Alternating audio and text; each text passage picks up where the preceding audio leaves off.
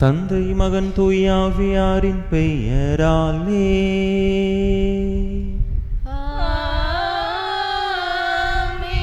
நம் ஆண்டவராகிய இயேசு கிறிஸ்துவின் அருளும் கடவுளின் அன்பும் தூய ஆவியாரின் நட்புறவும் உங்கள் அனைவரோடும் இருப்பதாக.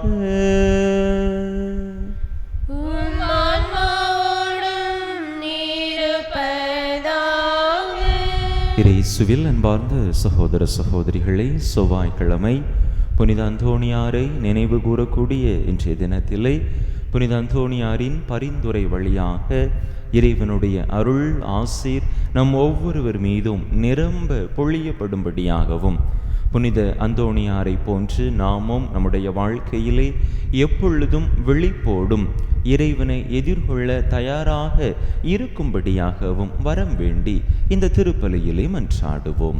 தகுதியான விதத்தில் இந்த பலியை ஒப்பு கொடுக்க தடையாக இருக்கக்கூடிய நம்முடைய பாவங்கள், குற்றங்கள், குறைகள், பலவீனங்கள் அனைத்தையும் நினைத்து பார்த்து இறைவனிடத்திலே மன்னிப்பு வேண்டுவோம்.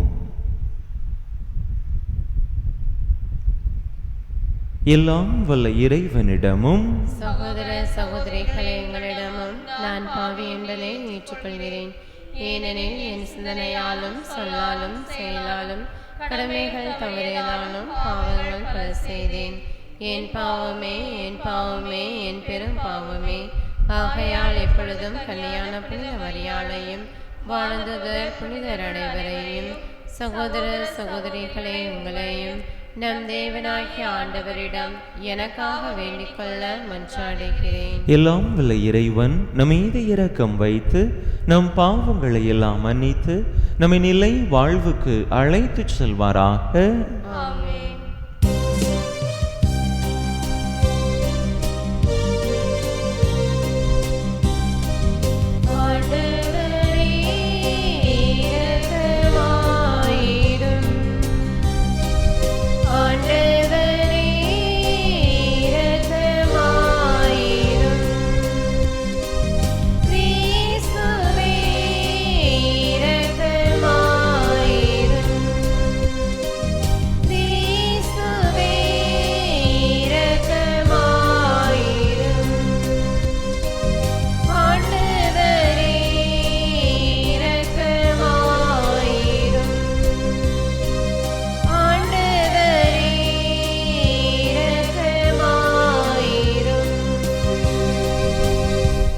மன்றாடுவோமாக.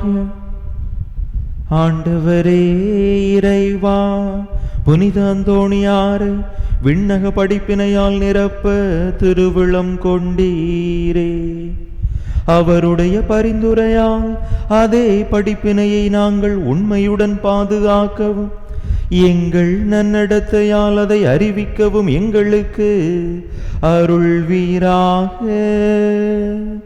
உம்மோடு தூய ஆவியாரின் ஒன்றைப்பில் ஒரு இறைவனாய் என்றென்றும் வாழ்ந்து ஆட்சி செய்கின்ற எங்கள் ஆண்டவரும் உம் திருமகனுமாகிய இயேசு கிறிஸ்து வழியாக உம்மை மன்றாடுகின்றோம்.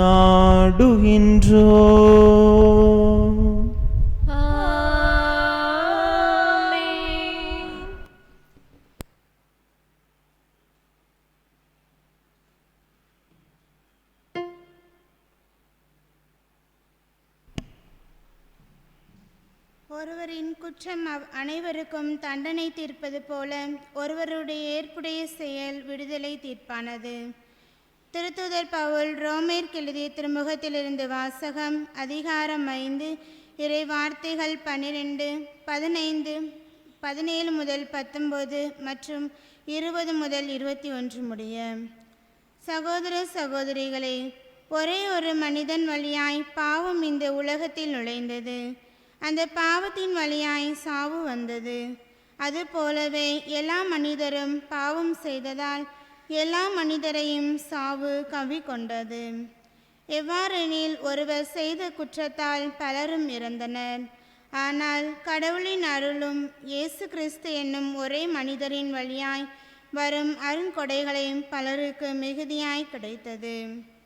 மேலும் ஒருவர் குற்றத்தாலே அந்த ஒருவர் வழியாக சாவு ஆட்சி செலுத்தல் என்றால் அருள் பெருக்கையும் கடவுளுக்கு ஏற்புடையவராகும் கொடையையும் இயேசு கிறிஸ்து என்னும் ஒருவர் வழியாக அடைந்து கொண்டவர்கள் வாழ்வு பெற்று ஆட்சி செலுத்துவார்கள் என இன்னும் மிக உறுதியாய் நம்பலாம் என்றோ.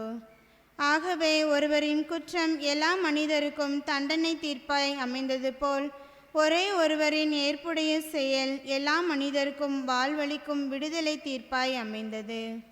ஒரு மனிதரின் கீழ்ப்படியாமையால் பலர் பாவிகளானது போல் ஒருவரின் கீழ்ப்படியாதால் பலர் கடவுளுக்கு ஏற்புடையவர்கள் ஆவார்கள்.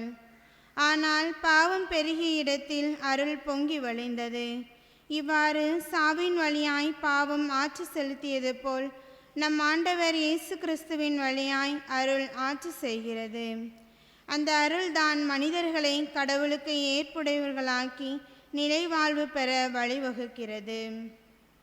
ஆண்டவர் வழங்கும் அருள்வாக்கு. இறைவனுக்கு நன்றி. பதிலுரை பாடல் பல்லவி. என் கடவுளே உமது திருவுளம் நிறைவேற்ற இதோ வருகின்றேன். என் கடவுளே உமது திருவுளம் நிறைவேற்ற இதோ வருகின்றேன். பலியையும் காணிக்கையையும் நீர் விரும்பவில்லை, எரிபலியையும் பாவம் போக்கும் பலியையும் நீர் கேட்கவில்லை. ஆனால் என் செவிகள் திறக்கும்படி செய்தேன், எனவே இதோ வருகின்றேன். பல்லவி. என் கடவுளே உமது திருவுளம் நிறைவேற்ற இதோ வருகின்றேன். என்னை குறித்து திருநூலில் சுருளில் எழுதப்பட்டுள்ளது. என் கடவுளை உமது திருவுளம் நிறைவேற்றுவதில் நான் மகிழ்ச்சி அடைகின்றேன். உமது திருச்சட்டம் என் உள்ளத்தில் இருக்கின்றது என்றேன் நான். பல்லவி. என் கடவுளே உமது திருவுளம் நிறைவேற்ற இதோ வருகின்றேன். என் நீதியை நீர் நிலைநாட்டிய நற்செய்தியை மாபெரும் சபையில் அறிவித்தேன். நான் வாயை மூடிக்கொண்டிருக்கவில்லை. ஆண்டவரே, நீர் இதை அறிவீன். பல்லவி. என் கடவுளே உமது திருவுளம் நிறைவேற்ற இதோ வருகின்றேன். உம்மை தேடுவோர் அனைவர் உம்மில் மகிழ்ந்து களி கூறட்டும். நீர் அருளும் மீட்பில் நாட்டம் கொள்வோர் ஆண்டவர் எத்துணை பெரியவர் என்று எப்போதும் சொல்லட்டும். பல்லவி. என் கடவுளே உமது திருவுளம் நிறைவேற்ற இதோ வருகின்றேன்.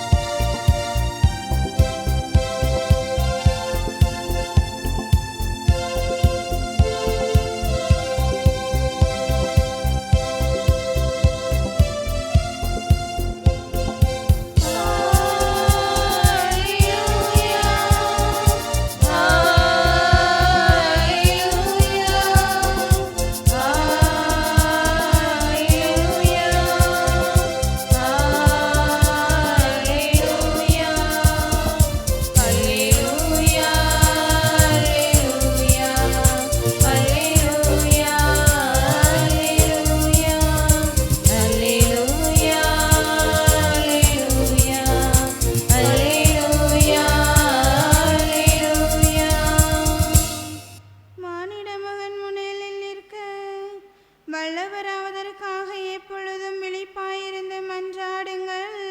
அல்லேலூயா.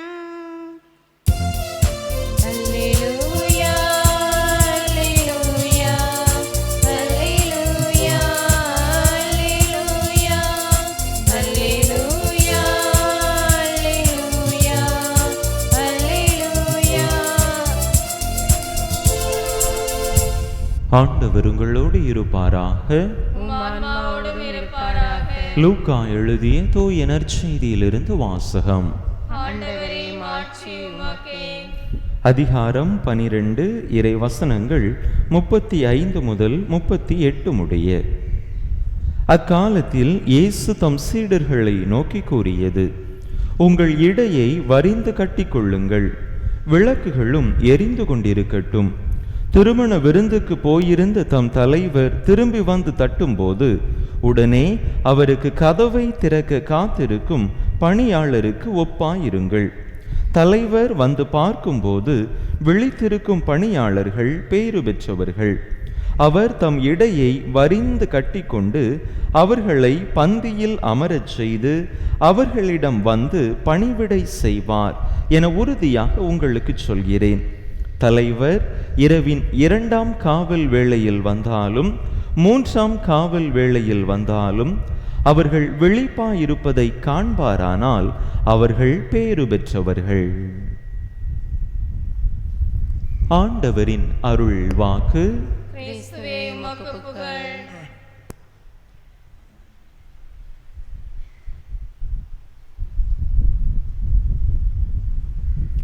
இயேசுவில் அன்பார்ந்த சகோதர சகோதரிகளே, நம்முடைய கடவுள் ஆச்சரியங்களை கொடுக்கக்கூடிய கடவுள். காட் ஆஃப் சர்ப்ரைசஸ் என்று சொல்லுவார்கள். நாம் எதிர்பாராத நேரத்திலே, எதிர்பாராத விதத்திலே கடவுள் நம்மை சந்தித்து நம்முடைய தேவைகளை நிறைவு செய்து நம்முடைய வாழ்வை ஆச்சரியத்திலே மூழ்க செய்யக்கூடிய கடவுளாக இருக்கின்றார்.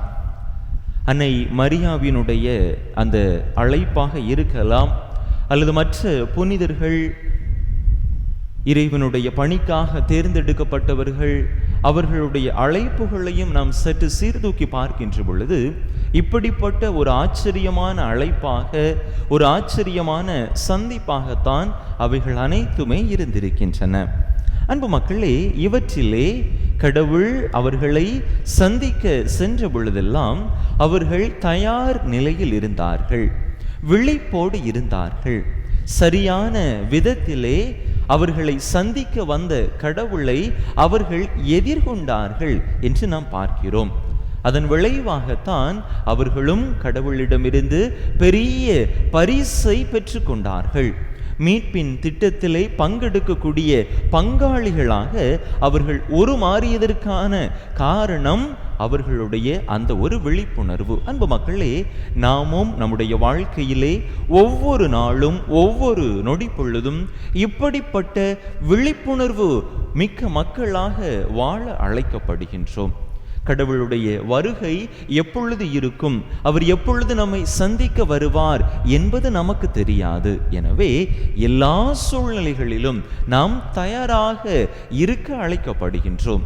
அவ்வாறு நாம் தயாராக விழிப்போடு இருக்கின்ற பொழுது நிச்சயமாக கடவுளுடைய வருகை நமக்கும் ஆச்சரியத்தின் வருகையாக, ஆசீர்வாதத்தின் வருகையாக இருக்கும்.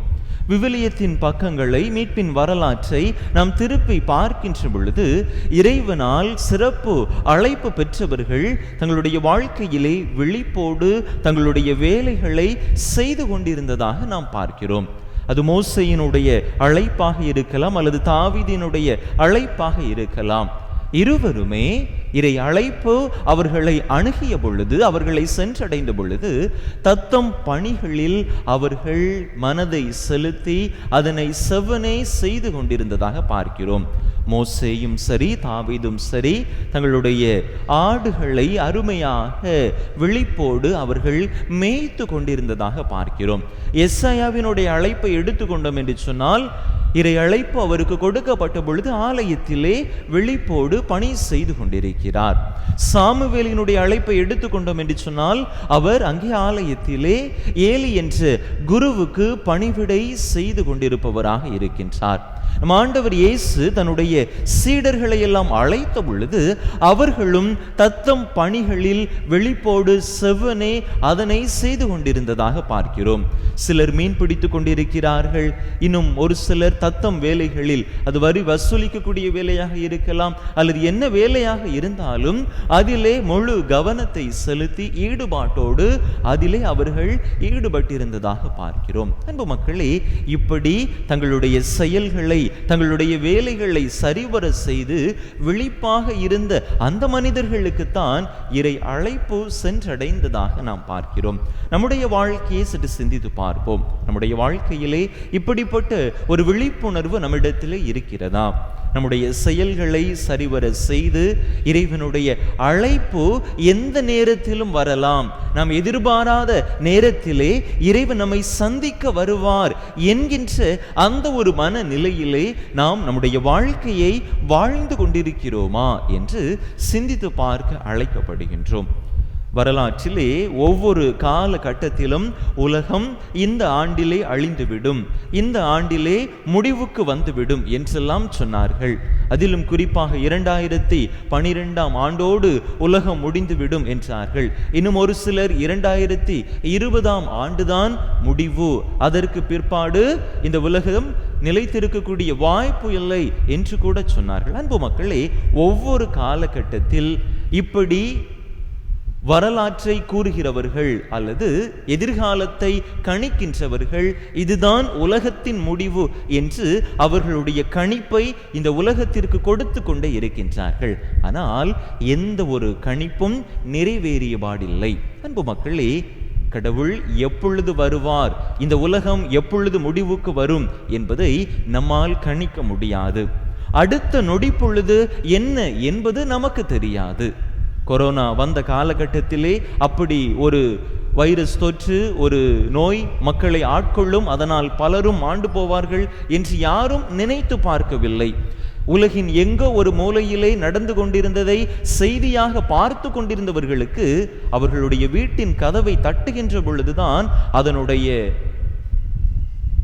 துக்கம் அல்லது அதனுடைய தாக்கம் அவர்களுக்கு தெரிய வந்ததாக நாம் பார்க்கிறோம். அன்பு மக்களே, அடுத்து என்ன நடக்கும் என்பது நம்முடைய வாழ்க்கையிலே ஒரு உறுதியற்ற நிலையிலே இருக்கின்றது. எனவே நாம் எல்லா சூழ்நிலையிலும் எல்லா காலத்திலும் தயாராக இருப்போம்.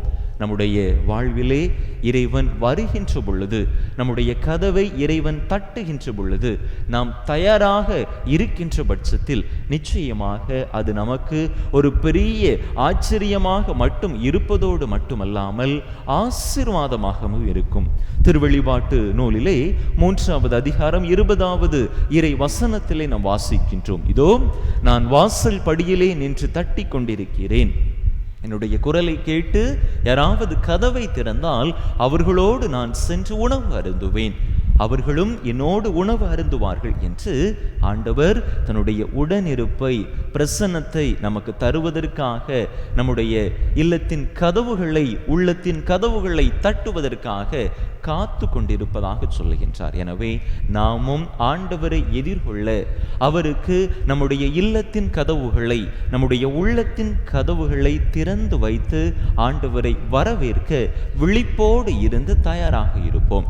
அவ்வாறு நாம் நம்முடைய வாழ்வை விழிப்போடு வாழுகின்ற பொழுது நிச்சயமாக இறைவனுடைய வருகை நமக்கு பெரிய அளவிலான அருளை, ஆசீர்வாதத்தை பெற்றுத்தரும். எனவே இன்றைய நற்செய்தி கூறக்கூடிய அதே விழிப்புணர்வை நாமும் நம்முடைய வாழ்க்கையிலே கடைபிடிப்பவர்களாக இறைவனை எதிர்கொள்ள எந்நேரமும் விழிப்போடு இருக்க தேவையான வரத்தை வேண்டி தொடர்ந்து இந்த திருப்பலியிலே பக்தியோடு மன்றாடுவோம். ஆமென்.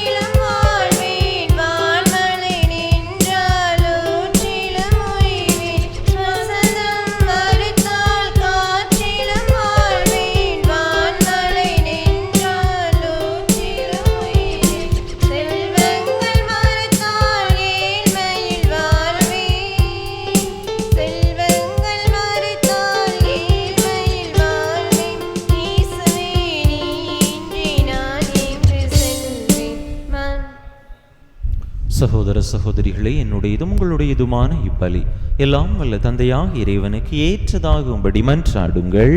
ஆண்டவர் தம் திருப்பெயரின் புகழ்ச்சிக்காகவும் மாட்சிக்காகவும் நமது நன்மைக்காகவும் புனித திரு அவையின் அனைத்து நலன்களுக்காகவும் உமது கையிலிருந்து இப்பலியை ஏற்றுக்கொள்வாராக. ஆண்டவரே, தூய மறை நிகழ்வுகளை கொண்டாடும் நாங்கள் உம்மை வேண்டுகின்றோம். உமது மாட்சியை பரப்பிட புனித அந்தோணியாரை இடையராது ஒளிர்வித்தது போல தூயாவியாருடைய நம்பிக்கையின் ஒளியால் எங்களை நிரப்புவீராக. எங்கள் ஆண்டவராகிய கிறிஸ்து வழியாக உம்மை மன்றாடுகின்றோம்.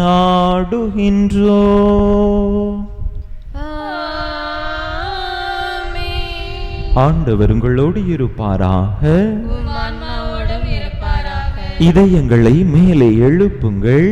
ஆண்டவரிடம் எழுப்பியுள்ளோம். நம் இறைவனாகிய ஆண்டவருக்கு நன்றி கூறுவோம். அதுவே தகுதியும் நீதியுமானதே. ஆண்டவரே, தூயவரான தந்தையே, என்றும் உள்ள எல்லாம் வல்ல இறைவா, எங்கள் ஆண்டவராகிய கிறிஸ்து வழியாக எந்நாளும் எவ்விடத்திலும் நாங்கள் உமக்கு நன்றி செலுத்துவது மெய்யாகவே தகுதியும் நீதியுமாகும். எங்கள் கடமையும் மீட்புக்குரிய செயலுமாகும். ஏனெனில் புனித அந்தோணியாரின் நினைவில் உமது திரு அவை மகிழ்ந்திருக்கச் செய்கின்றீர். அவருடைய இறை பற்றுமிக்க வாழ்க்கை நெறியின் எடுத்துக்காட்டால் அதற்கு வலுவூட்டுகின்றீர். அவருடைய படிப்பினையால் பயிற்றுவிக்கின்றீர். அவருடைய மன்றாட்டால் பாதுகாத்து வருகின்றீர். ஆகவே வானதூதர் அணிகளோடும் புனிதரின் பெருந்திரளோடும் நாங்கள் சேர்ந்து உமக்கு புகழ்ச்சி பண்ணி செய்து முடிவின்றி பாடுவதாவது: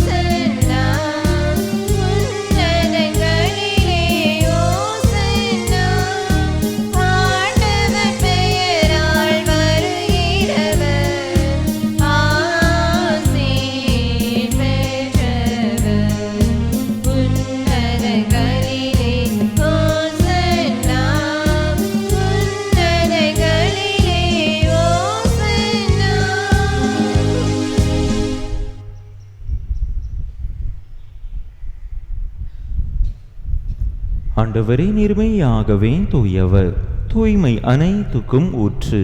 ஆகவே உம்முடைய ஆவியை பொழிந்து இக்காணிக்கைகளை தூய்மைப்படுத்த உம்மை வேண்டுகின்றோம். இவ்வாறு எங்கள் ஆண்டவர் இயேசு கிறிஸ்துவின் உடலும் இரத்தமுமாக எங்களுக்கு இவை மாறுவனவாக. அவர் பாடுபட விளம் கனிந்து தம்மை கையளித்த போது அப்பத்தை எடுத்து நன்றி செலுத்தி அதை பிட்டு தம் சீடர்களுக்கு அளித்து அவர் கூறியதாவது: அனைவரும் இதிலிருந்து பெற்று உண்ணுங்கள். ஏனெனில் இது உங்களுக்காக கையளிக்கப்படும் என் உடல்.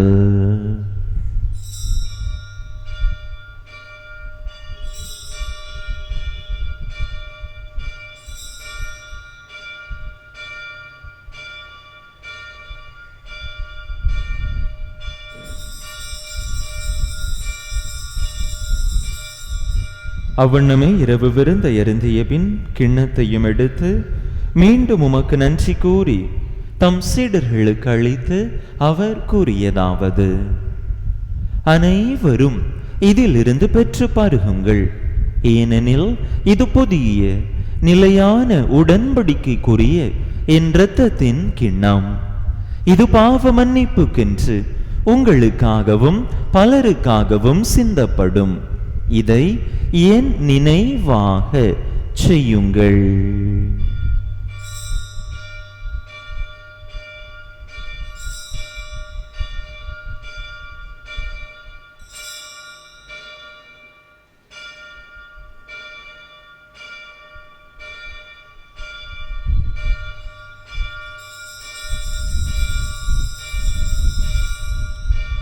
நம்பிக்கையின் மறைபொருள்.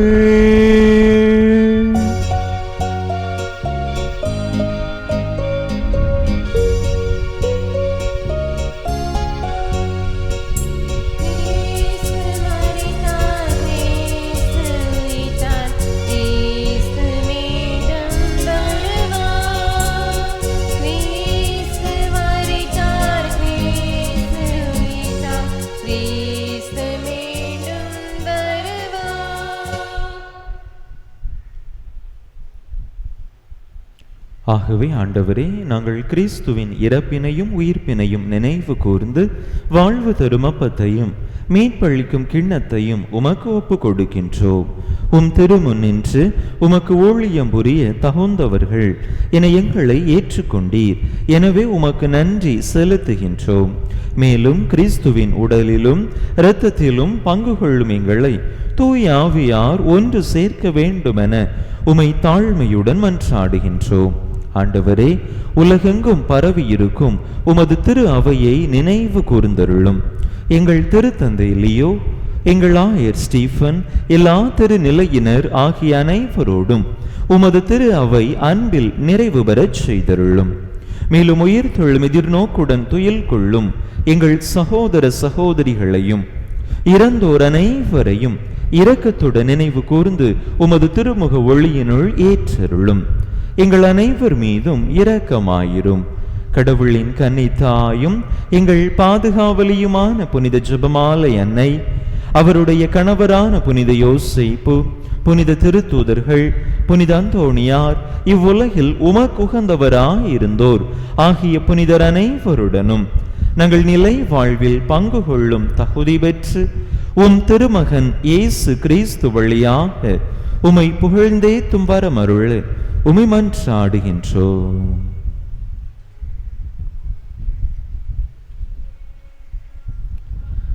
இவர் வழியாக இவரோடு இவரில் எல்லாம் வல்ல இறைவனாகிய தந்தையே, தூய ஆவியாரின் ஒன்றைப்பில் எல்லா புகழும் மாட்சியும் என்றென்றும் உமக்கு உரியதே.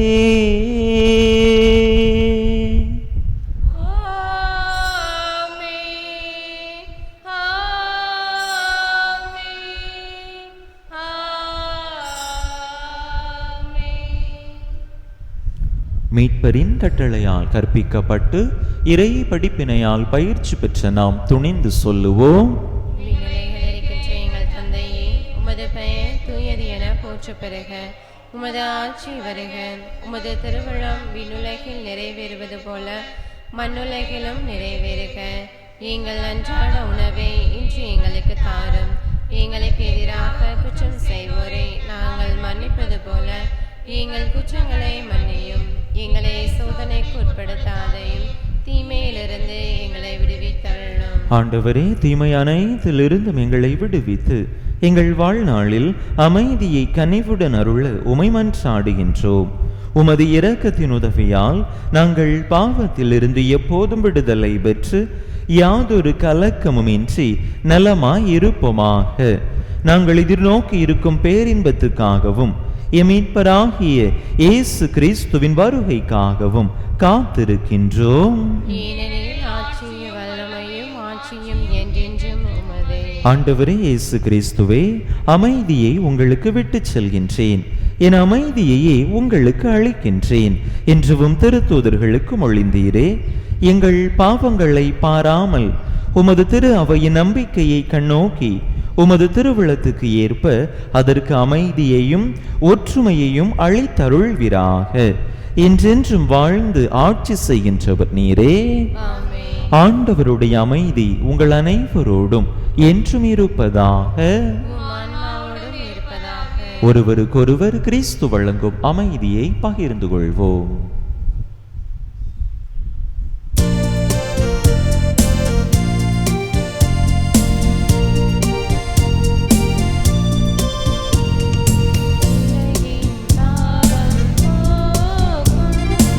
இறைவனின்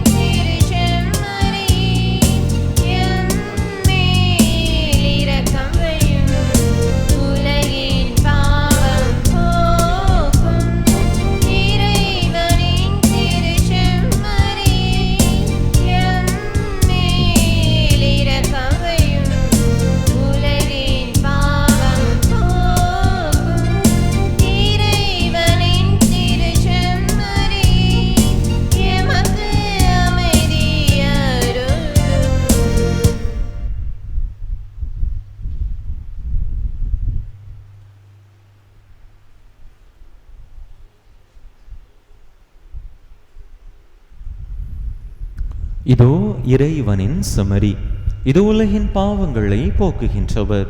இந்த செம்மறியின் திருவிருந்துக்கு அழைக்க பெற்றுள்ள நாம் பேறு பெற்றோம்.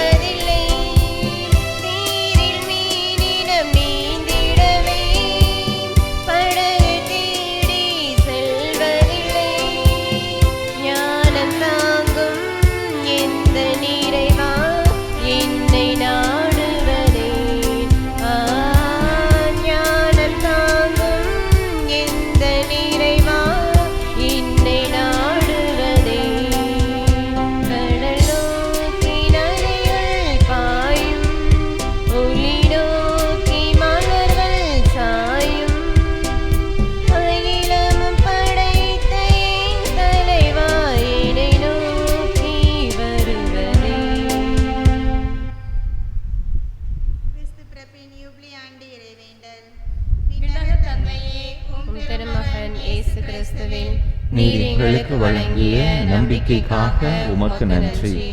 தூய ஆவியார் வழியாக தந்த பிறரன்பு என்னும் கொடைக்காக நன்றி. இந்த நம்பிக்கையாலும் அன்பாலும் உமது அரசின் வருகையை எதிர்நோக்கும் அருளை எங்களுக்கு தாரும்.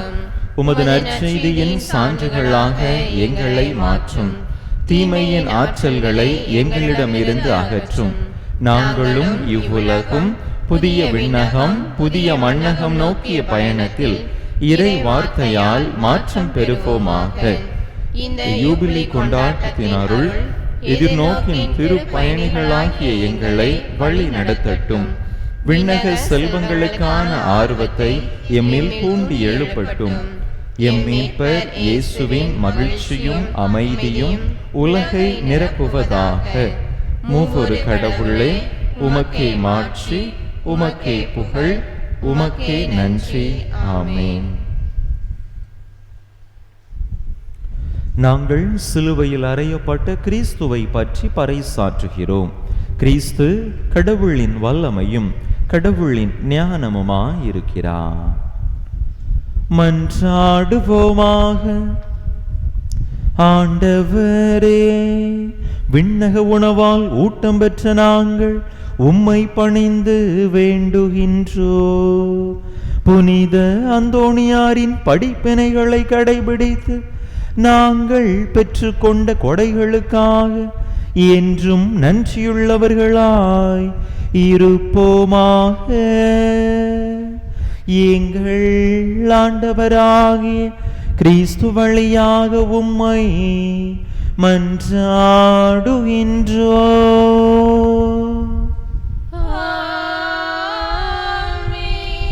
ஆண்டவர் உங்களோடு இருப்பாராக.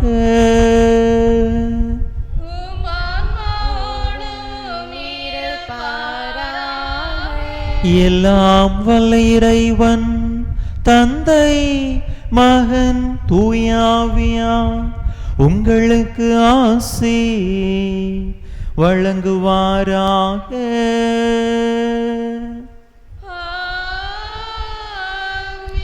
இறையாசிரை நிறைவாக பெற்றவர்களாக சென்று வாருங்கள். திருப்பலி நிறைவேறிற்று.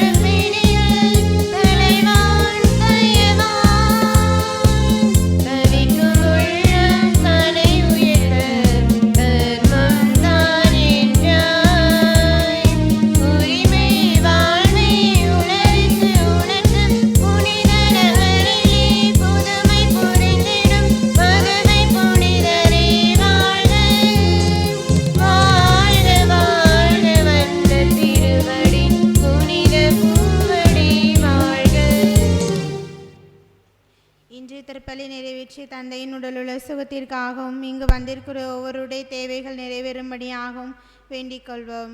விண்ணுலகில் இருக்கின்ற எங்கள் தந்தையும் முது பெயர் தூயதென போற்ற பெருக முத ஆட்சி வருக. முத திருவிழம் விண்ணுலகில் நிறைவேறுவது போல மண்ணுலகிலும் நிறைவேறுக.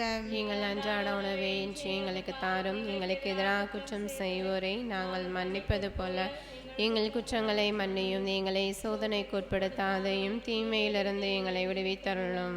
அருளிருந்த மரியே வாழ்க, ஆண்டவர் உடனே பெண்களுக்குள் ஆசி பெற்றவன் நீரே. உடைய திருவேற்றின்கனையாகிய இயேசுவும் ஆசி பெற்றவரே. மரியே இறைவனின் தாயே, பாவிகளாக இருக்கின்ற எங்களுக்காக இப்பொழுதும் நீங்கள் இறப்பின் வேளையிலும் வேண்டிக் கொள்ளும். ஆமென். தந்தைக்கும் மகனுக்கும் தூய ஆவியாருக்கும் மாட்சிமை உண்டாவதாக. தொடக்கத்தில் இருந்தது போல இப்பொழுதும் எப்பொழுதும் என்றென்றும் இருப்பதாக. ஆமென். புனித ஜெபமாலை அன்னையே, எங்களுக்காக வேண்டிக் கொள்ளும். புனித அந்தோனியாரே, எங்களுக்காக வேண்டிக் புனித கொள்ளும். சூசேப்பரே, எங்களுக்காக வேண்டிக் கொள்ளும்.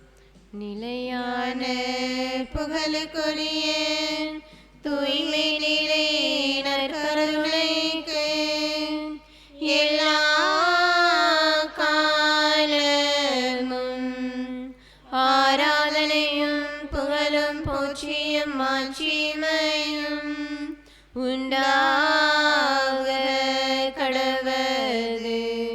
தந்தை மகன் தூயாவின் பெயராலே ஆமென்.